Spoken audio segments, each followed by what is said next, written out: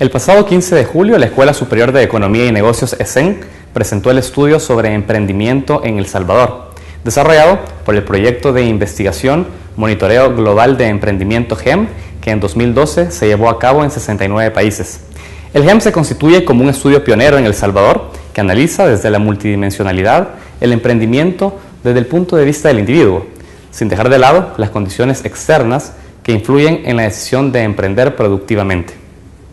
El estudio recopiló información a través de una encuesta a población adulta a 2.180 hogares a escala nacional y otra encuesta destinada a expertos en temas relacionados a emprendimiento.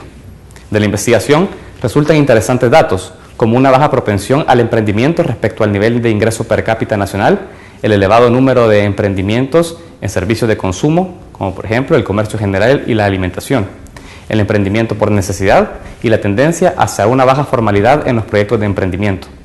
Esta mañana intentaremos descifrar los datos que resultan de este primer informe y comprender la importancia del emprendimiento en el desarrollo económico del país. Hoy nos acompaña en el set el profesor Manuel Sánchez Masferrer, coordinador de este proyecto. Soy Saúl Hernández Alfaro, bienvenidos a Francamente.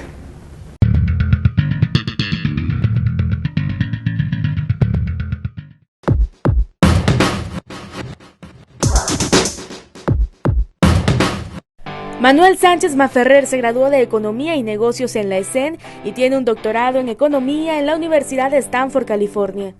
Desde el año 2000 imparte clases en la ESEN, en periodos que se han alternado con su formación y su trabajo en el extranjero. Entre el 2010 y el 2011 también se ha desempeñado como profesor e investigador en la Universidad del Desarrollo en Santiago de Chile. Ha trabajado como consultor para diferentes organismos, como el Programa de las Naciones Unidas para el Desarrollo en El Salvador, el Banco Interamericano de Desarrollo, el Servicio de Cooperación Técnica en Chile, el Ministerio de Economía de El Salvador, el Viceministerio de Vivienda y Desarrollo Urbano y la Defensoría del Consumidor. Actualmente es coordinador e investigador principal del Monitoreo Internacional del Emprendedurismo en El Salvador, que recientemente lanzó los resultados de un estudio en el país que analiza el fenómeno del emprendimiento desde el punto de vista del individuo que emprende, tema que precisamente hablaremos esta mañana en nuestro set. Lo haremos como es costumbre, francamente. Bienvenidos a Francamente. Hoy es miércoles 17 de julio de 2013. Esta mañana queremos saludar a aquellos que nos están sintonizando desde muy temprano, a aquellos que nos siguen en nuestras redes sociales, en Facebook, en francamente.tvx y en Twitter en @francamente.tvx.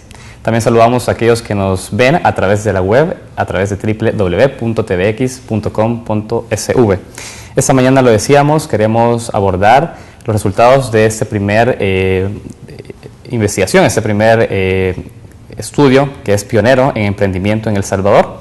Lo vamos a hacer con quien es su principal investigador, el coordinador de este proyecto de monitoreo global de emprendimiento. Él es el profesor Manuel Sánchez Masferrer, es economista y profesor de la Escuela Superior de Economía y Negocios, a quien quiero dar la bienvenida esta mañana a Francamente. Muchas gracias por la invitación, es un placer estar acá y contarles un poco de este estudio que hemos realizado en la ESEN. Sí, nos interesa que nos pueda por ahí comenzar a introducir en el tema de emprendimiento, pero antes quizás de entrar a la importancia del emprendimiento y su vinculación con el desarrollo económico, me gustaría que nos comentara un poco esta iniciativa, cómo se constituye y cómo comienza a ser aplicado este estudio en El Salvador, que entiendo es la primera vez que se aplica, ¿no? Es la primera vez que lo hacemos en El Salvador. Mira, la verdad que yo conocí este estudio mientras trabajé en Chile, en la Universidad del Desarrollo, que es la universidad que lo realiza en Chile y una de las pioneras en el mundo, junto al Babson College de Boston y a la London School of Business. Es de las universidades que lo realizan, que lo coordinan a nivel mundial. Entonces me quedó la inquietud de hacer esto en El Salvador porque me di cuenta que junto con Nicaragua, Honduras y Paraguay éramos los únicos países de América Latina que no lo habíamos hecho. Entonces había una carencia de datos del emprendimiento.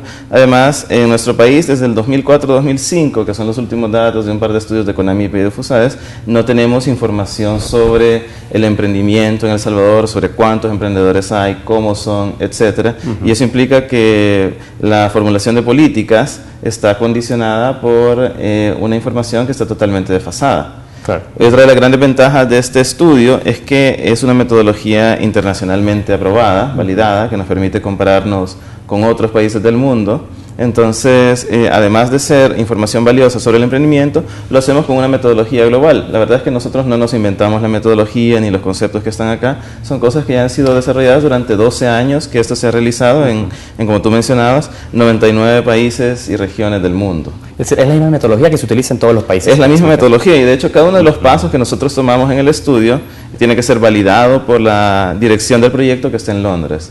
Entonces contamos con una especie de sello internacional. Ahora, ¿por qué la ESEN? Al principio, algunas personas de la ESEN, entre las que me incluyo, tuvimos la idea de hacer esto, conversamos con otras instituciones, desafortunadamente por un tema de recursos económicos no se pudo concretar, y en algún momento tuvimos que tomar la decisión, bueno, ¿dejamos esto en stand-by o lo hacemos solitos? Claro. Y procedimos con nuestros propios recursos a armar todo el estudio, que tiene dos partes. Una es una encuesta a toda la población, donde ocurrimos 2.180 encuestas de todo el país y todos los rangos de edad entre 18 y 64 años, que es el grupo de edad que más interesa para emprendimiento. Y una segunda parte que es una encuesta a expertos, a gente de la academia, del gobierno, de la empresa privada, que nos dice cuáles son los problemas que hay en relación al clima de negocios, cuáles son las medidas que se podrían tomar para solucionarlo, cuáles son sus recomendaciones concretas. Entonces, es por un lado una foto del emprendimiento, de cómo está en El Salvador el tema de cuántos emprendedores hay y cómo son, y por otro lado, qué se puede hacer para mejorar esto, para dar más productividad para el país, para que esto realmente sirva para generar desarrollo. Perfecto. Vayamos entrando de lleno a por qué era importante realizar un estudio sobre emprendimiento en El Salvador, porque se ha dicho que eran muy pocos los países que aún no tenían en América Latina un estudio de esas características. Correcto. ¿Por qué era importante hacer un diagnóstico sobre el emprendimiento en El Salvador? Yo tengo una convicción bien firme, y muchos la comparten, de que para crecer en El Salvador, tenemos una economía que crece lentamente, donde no se genera demasiada riqueza, para crecer necesitamos explotar nuestro propio potencial. ¿Y de dónde sale ese potencial? Es la gente, son las ideas de la gente, los negocios que se pueden emprender, pero si no se tiene información sobre cómo son los negocios, no sabemos qué hacer para promoverlos, no sabemos cuáles son las fallas específicas de esos proyectos, por qué están fracasando los que fracasan, qué les falta para los que necesitan crecer más. Entonces, para hacer una política pública que realmente tenga impacto en el crecimiento económico y en el bienestar de la gente, es necesario saber cuál es la situación. Nosotros empezamos el informe con una cita que está tomada de un libro de Sherlock Holmes, de Arthur Conan Doyle.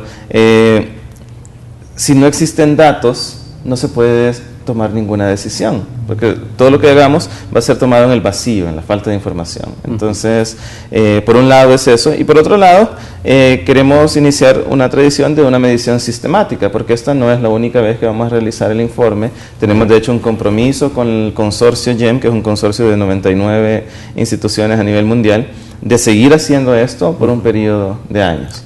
¿En periodos cada cuánto se estarán realizando ese tipo de informes? El próximo informe va a ser en 2 años. Vamos a correr la encuesta a mediados del año próximo y esperamos, si todo sale bien, poder hacerlo anualmente. ¿Con qué objetivo? Para poder tener una comparación año con año de cómo está evolucionando, si está mejorando o disminuyendo el clima emprendedor. Excelente. Usted ha mencionado un tema importante y ha dicho, bueno, era necesario comenzar a ver la situación del emprendedurismo porque la apuesta principal es en la gente, en el país, y hay quizás una aclaración que se hace de forma metodológica, que este estudio hace un análisis multidimensional desde la visión del individuo, dice, y también correcto, es decir, sin concentrarse en los factores externos, es lo que entiendo, ¿no? Es decir, ¿qué tipo de análisis se hace de forma multidimensional? Es decir, ¿qué tipo de características o variables se tomaron en cuenta a la hora de realizar el estudio desde la vista del individuo? Muy bien. Primero, en relación a que no lo analice desde el punto de vista externo, nosotros no queremos hacerle competencia al Doing Business del Banco Mundial o a estos informes que analizan el entorno macro, cómo está el entorno macro para hacer negocios. Nosotros queremos saber desde el punto de vista del emprendedor. ¿Qué nos dicen los emprendedores sobre cuál es su actividad económica, cuáles son sus problemas? Y el tema de que lo analizamos desde múltiples dimensiones es que vemos primero la distribución de los emprendedores en el país en términos geográficos, en términos de sexo, en términos de nivel socioeconómico, nivel de estudios, pero también vemos las percepciones y las actitudes de la gente, es decir, cómo se perciben en El Salvador los emprendedores. ¿Tienen una imagen positiva o negativa? ¿Habrá gente que quiere ser emprendedora? ¿Por qué quiere ser emprendedora? ¿Cuáles son las motivaciones que lo llevaron a emprender? Y por otro lado, ¿cuál es la visión que ellos tienen del entorno? No las cifras macro que están publicadas en el Banco Central y en todos esos estudios que ustedes conocen de FUSADES, del Fondo Monetario, etcétera. Correcto. Queremos saber qué piensan los emprendedores. Y eso significa cómo perciben el mercado, cómo perciben sus propias capacidades, qué herramientas tienen ellos para emprender y cuáles les hacen falta. ¿Cuál ha sido la forma en que han montado el negocio? ¿Cuánto tiempo tienen de estar operando? ¿Cuántos empleados tienen? Y hay preguntas que no podemos hacer porque son bien difíciles que las respondan, que van más en términos de las finanzas del negocio. Y eso que el GIEM no pregunta en ningún estudio a nivel mundial porque es muy difícil tener información fidedigna sobre eso. Claro. Ahora, no nos quedamos con eso, sino que también analizamos la opinión de expertos y ellos nos dan como la visión externa, pero de aquellos que están involucrados de alguna manera con el tema del emprendimiento, ya sea investigando y analizándolo como en la academia o haciendo proyectos de gobierno que tocan el emprendimiento directamente o en el sector privado manejando negocios. En base a ese estudio se logró determinar un perfil de cómo es el emprendedor en El Salvador. Sí, nosotros podríamos armar una foto del emprendedor, sabiendo que obviamente hay más casos que se parten de esta foto, pero en su mayoría, y esto es igual en todos los países, hay más hombres con negocios que mujeres con negocios. Esa también es la tendencia en el país. Esa es la tendencia en el mundo y en el país también. En el país lo que sí tenemos es que la brecha entre hombres y mujeres es más pequeña que en otras regiones. ¿Y eso? Eso se debe a que muchas mujeres que trabajan en realidad son emprendedoras, tienen algún negocio, más que en otros países. Entonces, aunque a nivel global hay más hombres que mujeres con negocios, aquí hay bastantes mujeres con negocios si lo comparamos con otros países. ¿Hay condiciones, no sé, de la visión del emprendedor de la mujer para que haya una propensión mayor a que la mujer sea emprendedora en El Salvador que en el resto de países? Yo creo que lo que pasa, y esto es una de las distinciones que hacemos en el estudio, es que nosotros separamos a los emprendedores en dos categorías. Los que son emprendedores por oportunidad, que buscan más ingresos, que buscan independencia, que dicen que han identificado una oportunidad de negocios, y los que llamamos emprendedores por necesidad, que básicamente dicen, yo soy emprendedor, yo tengo este negocio porque no encontré trabajo, no tenía ninguna otra opción para generar ingresos. Entonces, en el caso de las mujeres, es mucho más alta que entre los hombres la proporción que son por necesidad. Eso a mí lo que me está diciendo es que probablemente el mercado laboral no es tan bueno para las mujeres y eso las obliga, en cierto modo, a ser emprendedoras. Pero emprendedoras por necesidad, por obligación, para mantener a la familia. Perfecto. No por la búsqueda de más oportunidades. Muy bien. Ha dejado entonces una importante reflexión a partir de la lectura de ese dato. Claro. Yo tengo que ir a un primer corte. Vamos a ir hablando, por supuesto, de otros datos más que se arrojan en este informe. Vamos a nuestro primer corte y enseguida volvemos a Francamente.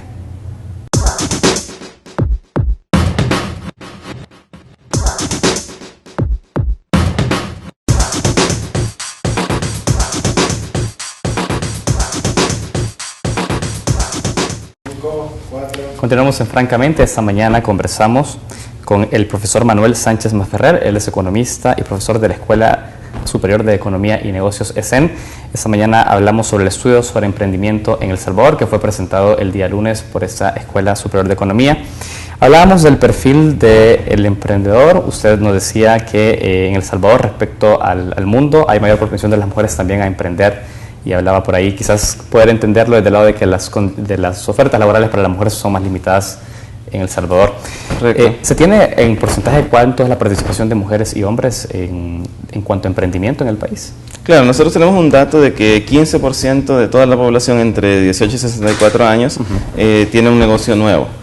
Y entre hombres ese porcentaje es más alto, 16.4% versus 14.3% en las mujeres. Hay una brecha como de 2%, claro. Pero si lo comparamos con otros países del mundo, donde la brecha suele ser 4% más o menos en América Latina y más alta en países de África y de Asia, encontramos que la brecha en El Salvador es menor. Ahora, si yo lo comparo con cuántas mujeres participan en la fuerza laboral versus cuántos hombres, la verdad es que dentro del grupo de mujeres que son económicamente activas, hay muchas más mujeres emprendedoras. Entonces, yo diría que es una combinación de factores, ¿cierto? Lo que se menciona del mercado laboral y también probablemente el hecho de que la mujer, por la búsqueda de flexibilidad en tiempo para cuidar a los hijos, claro. Puede que se vea empujada a tener un negocio en vez de un empleo que le demande un compromiso fijo de horas. Claro. Hay otro elemento que sería bueno que analizáramos y es el hecho de digamos, a nivel de escolaridad, ¿qué tipo de perfil también está emprendiendo? ¿Se tiene algún diagnóstico sobre eso? Claro, nosotros analizamos también por escolaridad y encontramos que entre aquellos con educación superior, educación universitaria, el porcentaje de emprendedores es mucho mayor. Un tercio de ellos tienen un negocio nuevo y otro 17% un negocio que ya está funcionando por más de 3 años y medio, lo que vendría a decir que 50% de los universitarios en realidad tienen negocio. Esto lo podemos ver desde una doble óptica. O bien la universidad le entrega a las personas herramientas para tener negocio, o bien el mercado laboral no los absorbe. Hay profesionales que no encuentran trabajo en su profesión y por lo tanto se ven empujados a emprender. ¿Cuál de esas dos razones es la más válida? Habría que analizarlo con mayor profundidad, pero el dato es llamativo porque el porcentaje cae a 10% de emprendimiento entre las personas con menor nivel educativo. Hay una tendencia de que mientras mayor nivel educativo, mayor propensión a ser emprendedor. Usted ha dicho que, bueno, al tener ahora los datos es posible también comenzar a pensar en la formulación de políticas orientadas a favorecer el clima de emprendimiento. ¿Esta es una observación directa para el Estado, el hecho de alguna apuesta a la educación, por ejemplo? Sí, de hecho, con respecto a la educación, nosotros tenemos una recomendación muy concreta, que es incorporar un programa de emprendimiento en las escuelas. Y no en la educación superior o en los bachilleratos técnicos solamente, como ya se ha mencionado que se va a hacer, sino en todo el sistema educativo. ¿Por qué? Bueno, por un lado, porque mucha gente que sale del sistema educativo no va a ir a un trabajo formal, sino a un negocio propio. Entonces, una de las cosas que nos manifiestan los emprendedores desde su óptica es que no se sienten capacitados, les falta herramientas para manejar el negocio, herramientas cognitivas.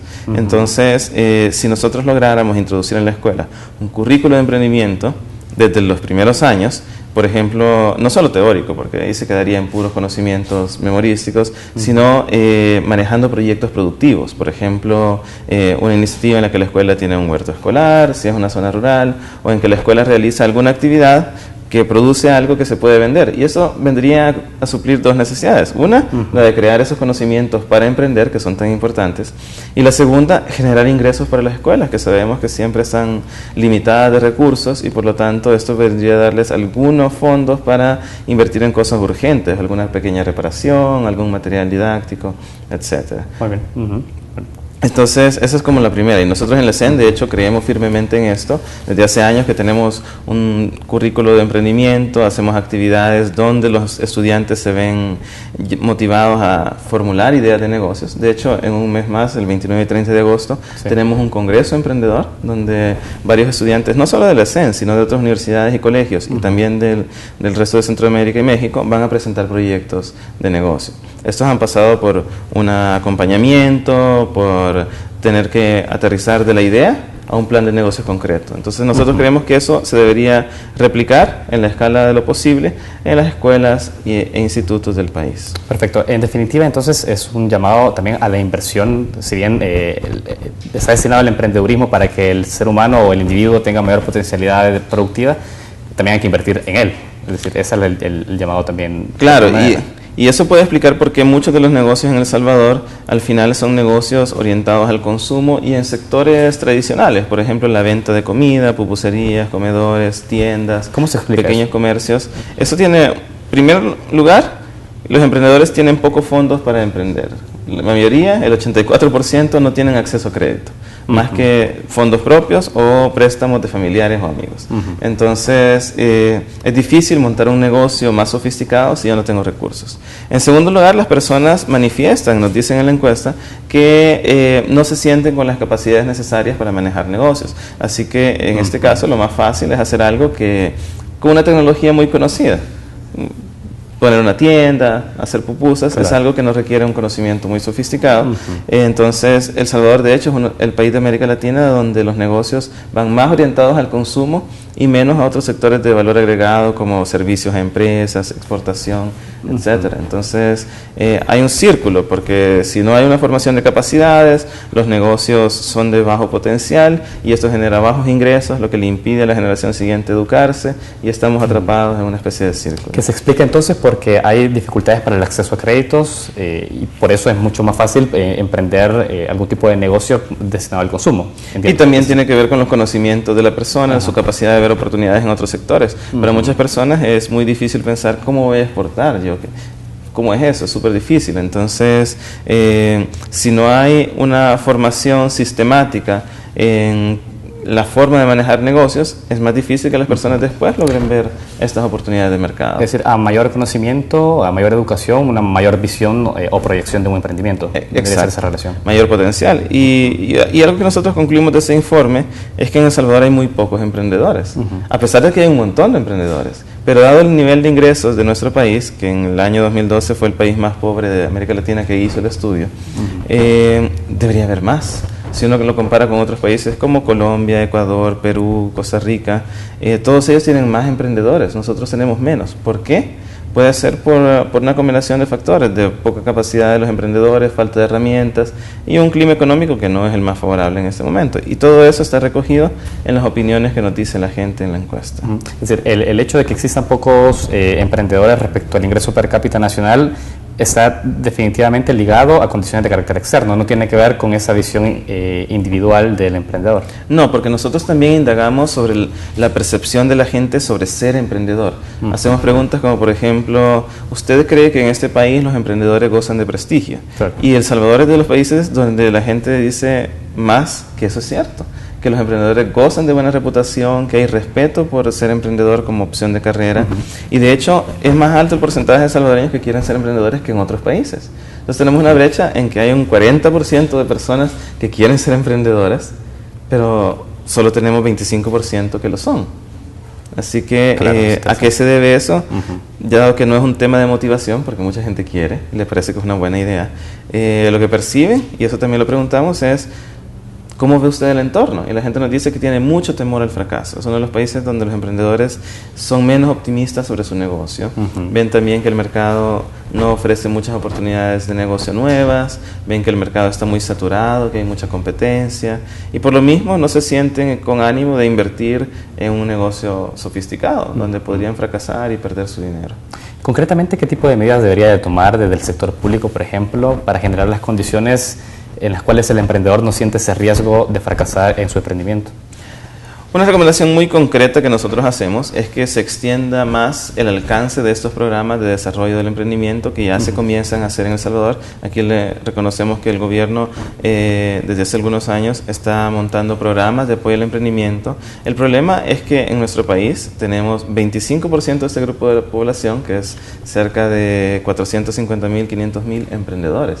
Es muy difícil poderles llegar a todos ellos. Claro. Los programas de gobierno, aunque existen, llegan a pocos emprendedores en relación a este porcentaje tan alto, y además en muchos casos no ofrecen un incentivo directo al emprendedor a participar del programa, porque o bien le ofrecen solo capacitación o le ponen muchos requisitos, y al final muchos de estos programas nosotros hemos encontrado en visitas a campo, los recursos al final terminan desperdiciados. Por ejemplo, encontramos, yo recuerdo una experiencia donde después de uno de esos programas en que se les entregaban hornos de panadería a las personas para montar su negocio, los negocios fracasaban y los hornos ahora eran alacenas. La gente guardaba ahí la comida para que no se la comieran las ratas, pero es una pérdida de recursos, correcto. Claro. Entonces debe haber como un programa integral donde se le dé a la gente algún capital, algún recurso para emprender, pero también un acompañamiento.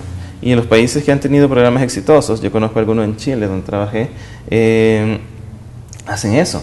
Hacen primero una selección, porque no le vamos a dar capital a todo mundo, necesitamos que la persona muestre compromiso, muestre ganas de emprender, claro. Y se le da capacitación para solventar aquellos problemas específicos del negocio. Por ejemplo, si yo tengo una granja de pollos, ¿cuáles son los problemas típicos de ese negocio? Las enfermedades, el clima bajo el que tengo a los animales tiene que ser el óptimo. Esa capacitación se le puede entregar por un técnico, y esto incrementaría enormemente la productividad del negocio. Haría que se le murieran menos animales, que produjeran más las gallinas, que se optimizara el uso de alimentos. Ese es solo un ejemplo de cómo yo puedo duplicar o triplicar la productividad de un negocio con herramientas relativamente sencillas. Porque cualquier estudiante nuestro podría ir a internet, averiguar cómo se maneja una granja de pollos, claro. y mejorar esas condiciones. Pero claro, para las personas es difícil obtener ese conocimiento. Perfecto. Vamos a dejarlo con estas últimas palabras. Tengo que ir a un nuevo corte y seguiremos hablando porque tenemos todavía algunas cuestiones que nos gustaría aclarar con usted. Claro. Vamos a un nuevo corte y enseguida volvemos a Francamente.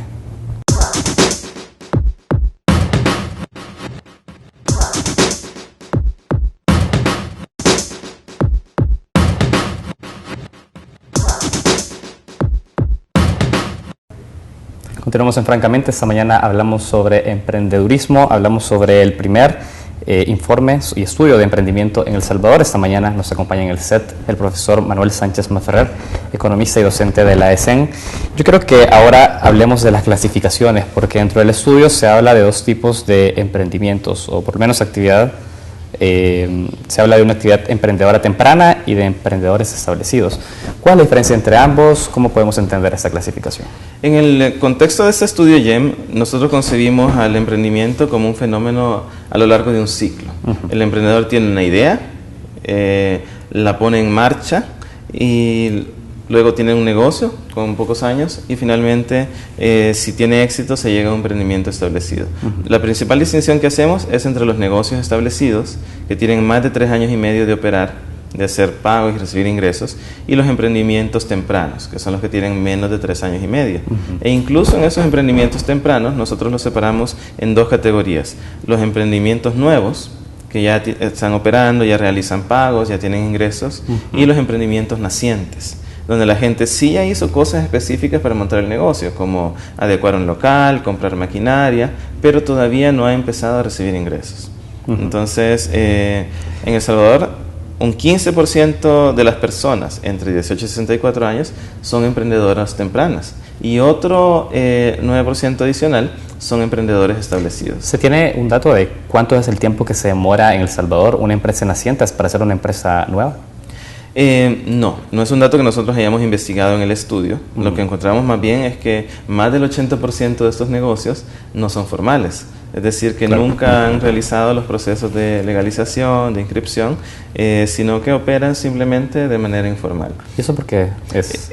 Creo que hay varias razones. La primera es que tiene un costo formalizarse. Hay un montón de trámites que hacerse. De hecho, en el evento de presentación tuvimos una discusión entre el ministro de Economía y uno de los diputados de la Asamblea, Edwin Zamora, sobre el número de trámites que hay que hacer, que son más de 40 en El Salvador. Para instaurar Para iniciar formalmente un negocio.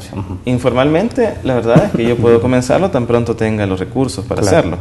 Pero formalmente hay un número de trámites muy elevado, y eso además implica un costo en términos de contratar servicios legales, servicios contables, legalizarse en Hacienda, legalizarse en las AFPs, en el Seguro Social, en la alcaldía, en medio ambiente, en fin. Es un número bien grande de trámites que hace que un negocio pequeño no tenga incentivo para formalizarse.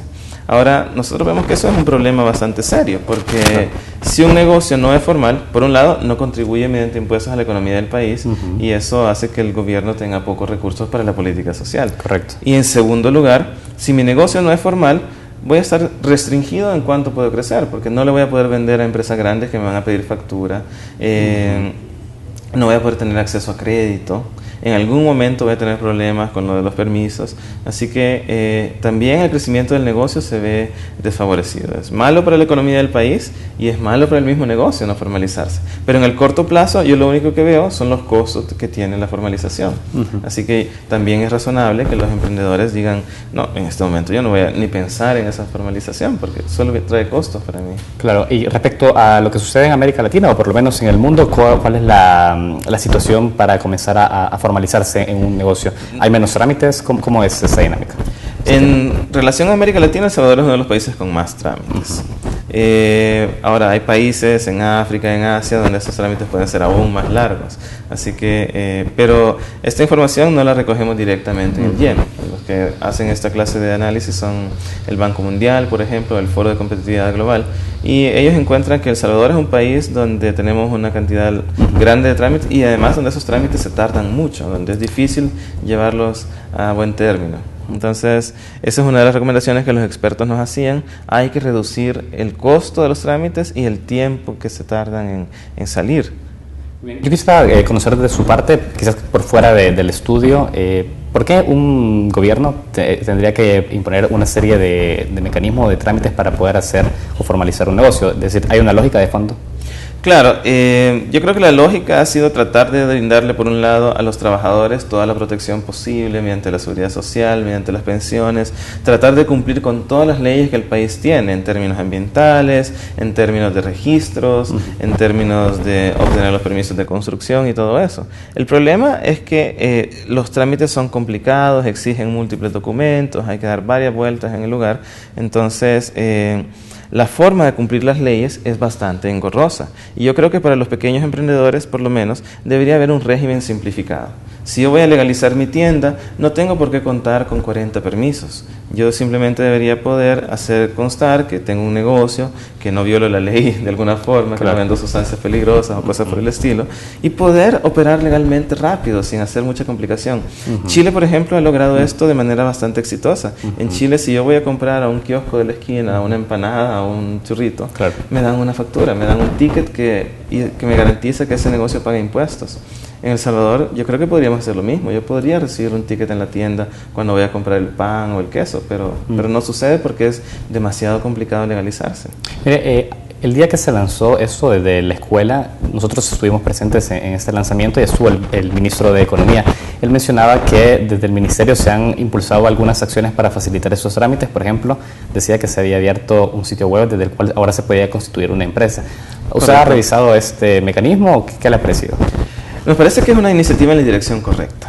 Nos parece, sin embargo, que al ser por un sitio web, igualmente hay un porcentaje de la población que podría no tener acceso a estos recursos, aunque cada vez hay más personas que acceden a la Internet de alguna forma, incluso mediante los teléfonos celulares, por ejemplo, pero puede que no se le haya dado la difusión necesaria.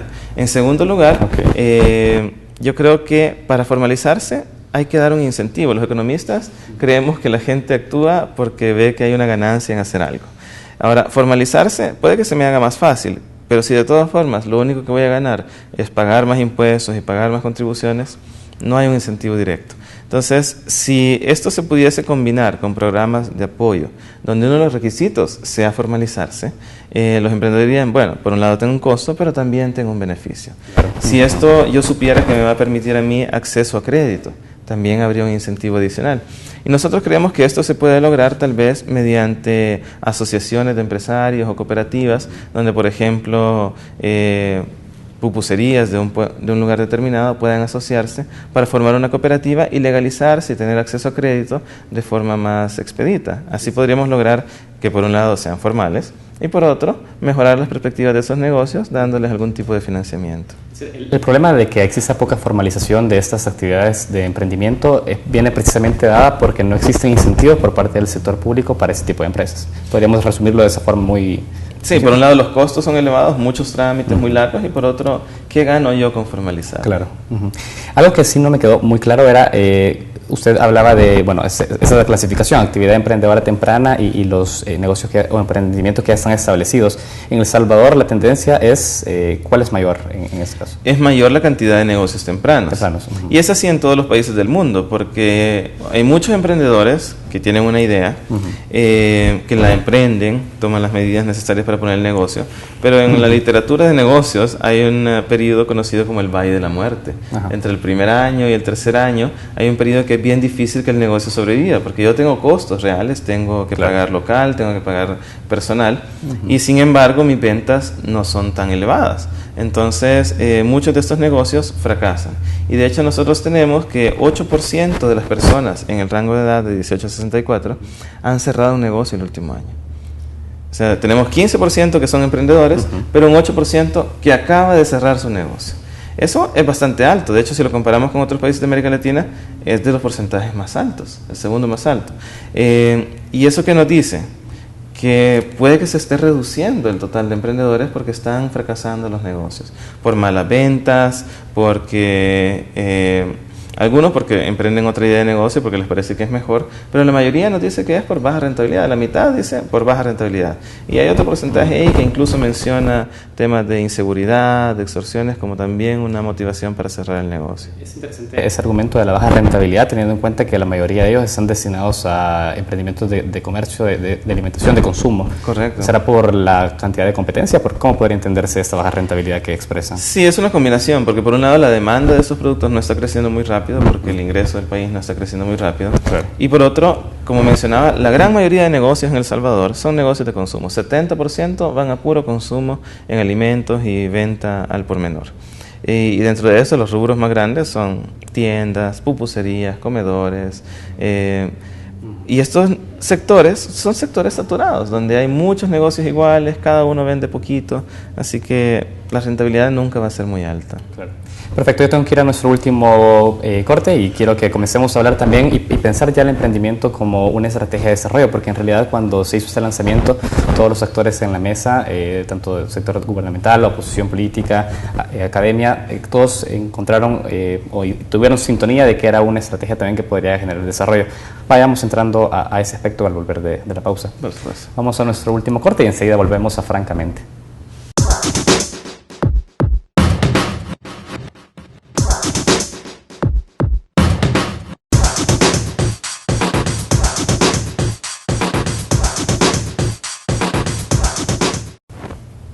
Continuamos en Francamente, estamos ya sobre nuestro último bloque de esta entrevista. Profesor, a mí me gustaría que usted nos explique de qué forma el emprendimiento y ese tipo de actividades podrían ayudar y contribuir, bueno, en definitiva, al desarrollo económico del país, en un contexto en el cual hay bajo crecimiento.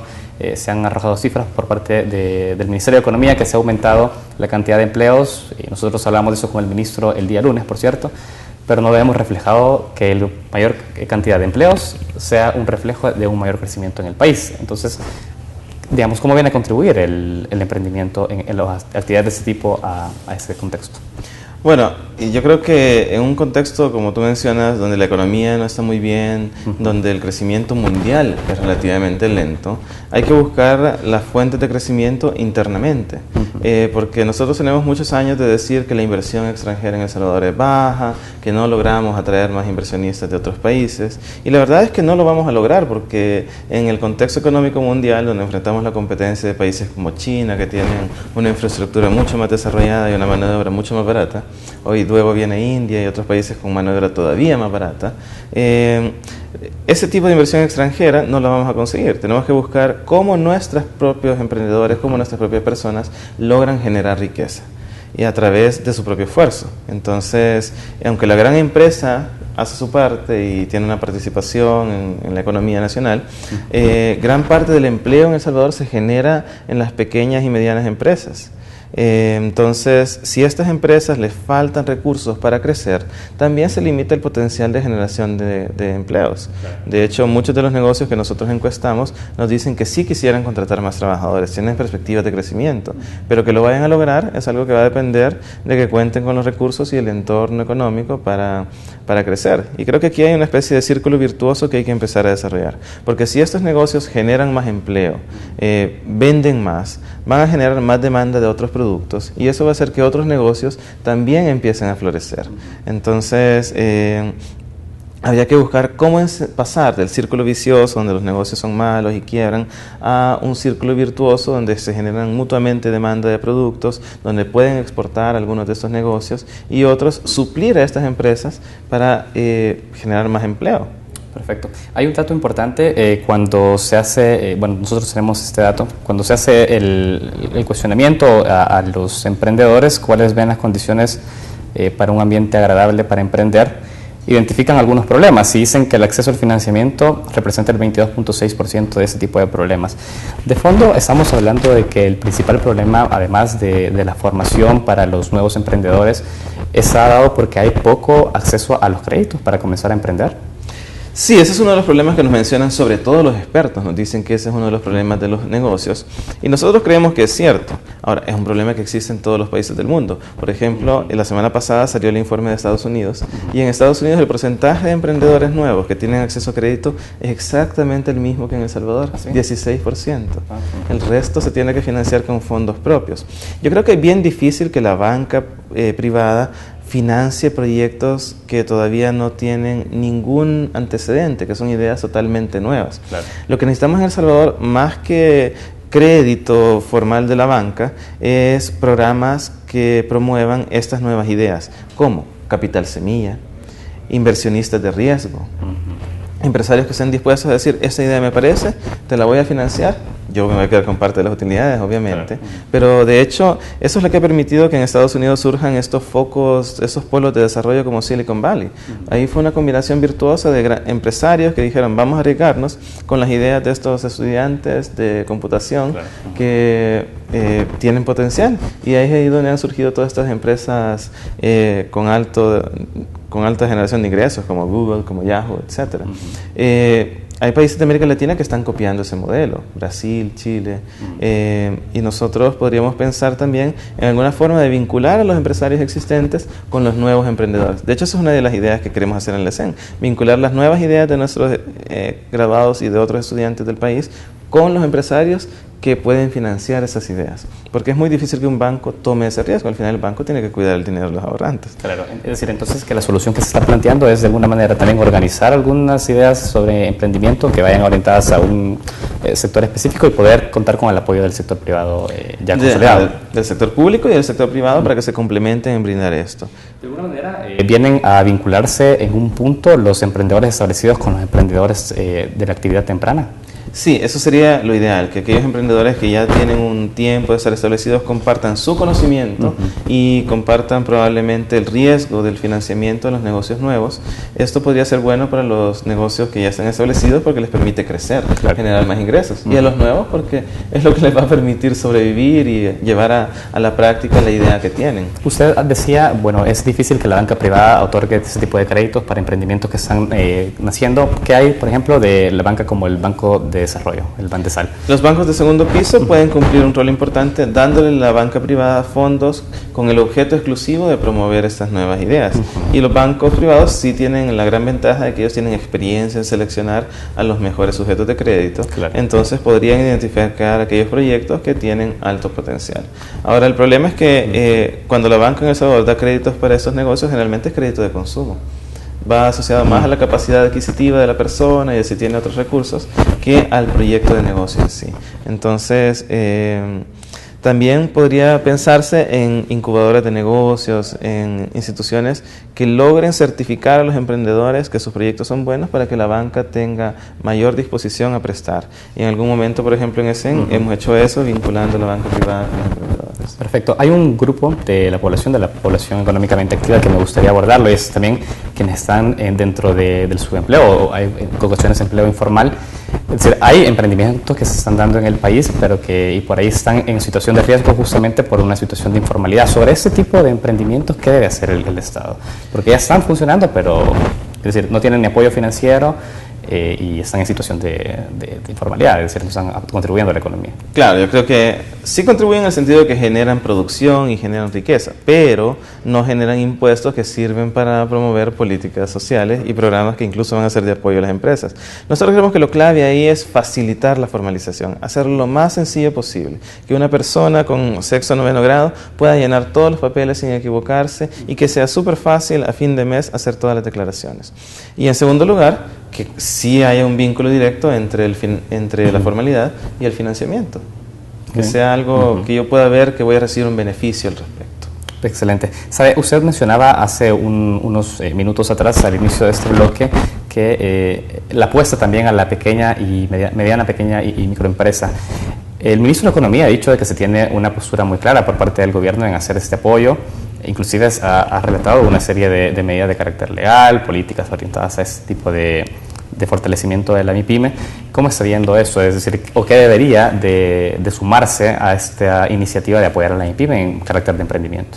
Yo creo que está en la dirección correcta, en el sentido de que se ha reconocido la necesidad de dar apoyo a la pequeña empresa. Yo creo que este es uno de los pocos temas que en El Salvador no generan polarización, porque tanto desde uno como desde otro sector, todos estamos de acuerdo en que el desarrollo va a surgir de que la gente logre generar más ingresos por su cuenta. Y dentro de esto, el emprendimiento es el fenómeno más generalizado, porque no estamos hablando de la gran empresa, estamos hablando de todos los negocios pequeños y medianos que existen en el país.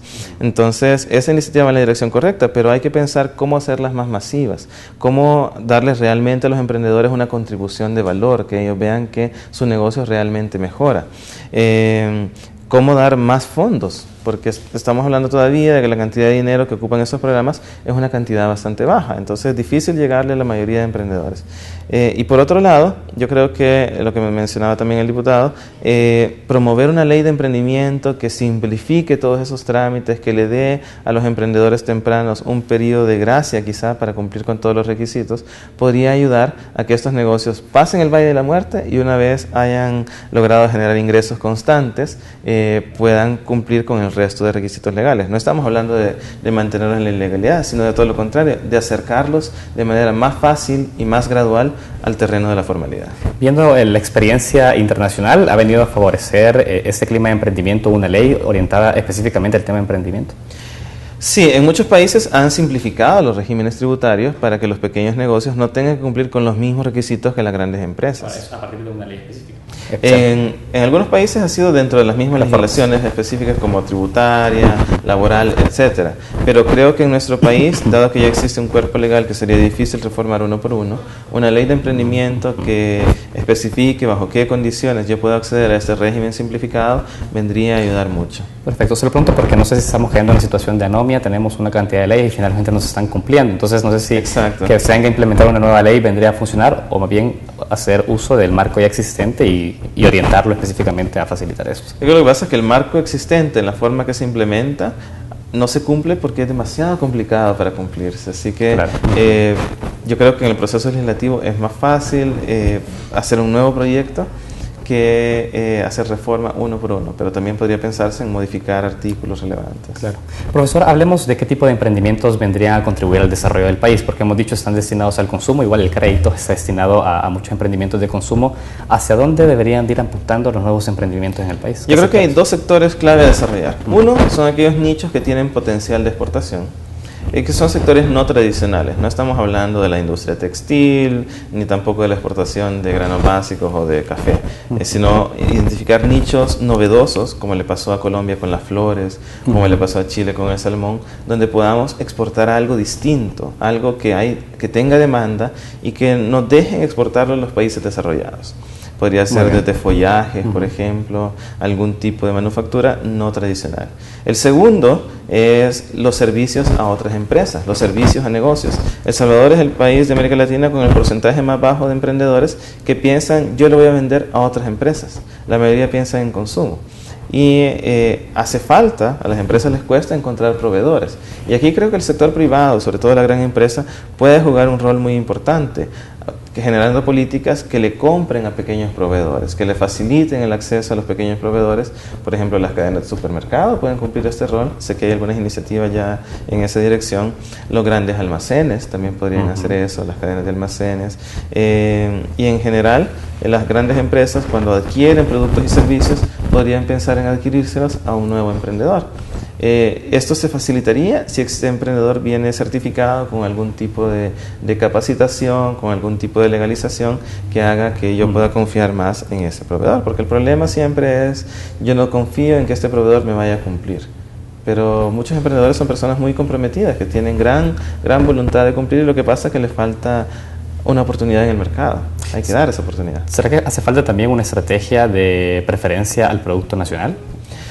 Yo creo que sí, y eso es en parte porque es más fácil, por supuesto, importar productos que yo ya conozco cómo son, a confiar en que un proveedor nacional me va a entregar el producto a tiempo.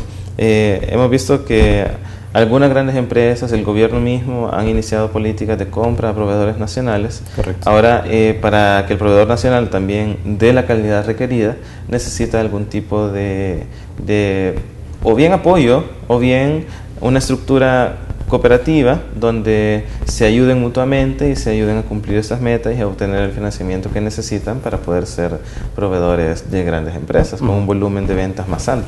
Perfecto, es decir, no precisamente va orientado a una política de proteccionismo el hecho de tener esa preferencia a un producto interno. No, nosotros creemos que sería difícil y probablemente no sería óptimo volver a una política de protecciones arancelarias, sino más bien tratar de desarrollar la capacidad interna de producción. Y hay cosas con las que no vamos a competir, no vamos a competir con los productos baratos hechos en China. Sería mala apuesta porque esos productos al final tampoco nos van a generar mucho valor agregado. Profesor, sus valoraciones sobre el tema de las cooperativas que también están emprendiendo de alguna manera mayoría ellos tienen dificultades específicas, especiales en el marco del emprendimiento de actividades. Sí, de hecho mucha gente nos menciona en el estudio que a ellos les es bien difícil trabajar con otras personas en los negocios, sean socios o sean asociaciones cooperativas. Hay mucho conflicto entre los que manejan un negocio y por eso la gran mayoría de negocios son de una sola persona. Entonces, ahora, nosotros creemos que las cooperativas tienen un gran potencial porque permiten que las personas se especialicen, algunas en la conducción del negocio, otras en la producción, permiten que se acceda más fácilmente a crédito, porque hay más personas que son corresponsables del crédito, facilitan la formalización, o sea, podrían tener seguridad social, podrían tener pensiones, entonces creemos que sí es un potencial grande y poco explotado en el país, porque existe esa percepción de que voy a tener conflicto cuando trabaje con otros socios. Y eso es cierto, existe conflicto, pero también tiene que aprender a manejarse ese conflicto. Ahora, eso se soluciona a nivel interno, no es posible tener otro tipo de intervención externa para poder mejorar ese ambiente dentro de la cooperativa. Yo creo que si uno comienza con programas donde exija que las personas trabajen en forma cooperativa, donde parte de la capacitación sea el trabajo en equipo, que sabemos que es difícil de adquirir, en la ESEN nos pasamos un año tratando de estimular a los estudiantes a aprender a trabajar en equipo, con esto se lograría promover el crecimiento de las cooperativas, que siempre han sido una idea maravillosa, pero poco explotada. Muy bien. Tengo que ir cerrando la entrevista, pero quiero conocer sus valoraciones finales, poniendo ya en sintonía el emprendimiento y el desarrollo económico del país. ¿Qué acciones están haciendo falta que se debe hacer en los próximos años en ese tema para favorecer y para orientar al emprendedurismo a un crecimiento económico? Yo creo que hay que facilitar la entrada al mercado, a través tanto de programas de financiamiento, de apoyo específico, como de reducción de trámites y de requerimientos legales. Eso es fundamental. En segundo lugar, debería haber también una difusión del fenómeno, hacer conciencia en las personas de que esta es una buena opción de generación de ingresos, de que hay nichos no explotados en el país que deberían incorporarse a la producción nacional. Se puede hacer incluso, y aquí esperamos que la academia y el sector privado contribuyan, a identificar cuáles son esos nichos, a comenzar a tener iniciativas, a incorporar a las personas a redes de proveedores y de distribuidores para que exploten ese potencial. Y en tercer lugar, creemos que una apuesta fundamental es el tema de la educación, porque si esto se deja fuera del sistema educativo, al final todas esas herramientas que yo necesito para emprender las tengo que desarrollar en la práctica, manejando proyectos, aprendiendo los pros y los contras de tener un negocio, la gran responsabilidad que es tener un negocio.